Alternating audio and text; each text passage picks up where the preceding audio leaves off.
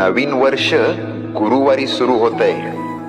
हे फक्त योगायोग नाही भक्तांनो, हे स्वामींचं संकेत आहे. हे नवीन वर्ष तुमच्यासाठी वेगळं आहे, कारण गुरुवार हा गुरुचा दिवस आहे. आणि गुरु जेव्हा सुरुवात करतो तेव्हा अर्धवट राहिलेलं आयुष्य पूर्णत्वाकडे जातं. ज्यांना वाटत होतं माझं काही होणारच नाही, त्यांच्यासाठीच हा गुरुवार आहे. दरवाजे जे बंद होते ते आता आवाज करून उघडतील. आता तुझं आयुष्य स्वामींच्या हातात आहे.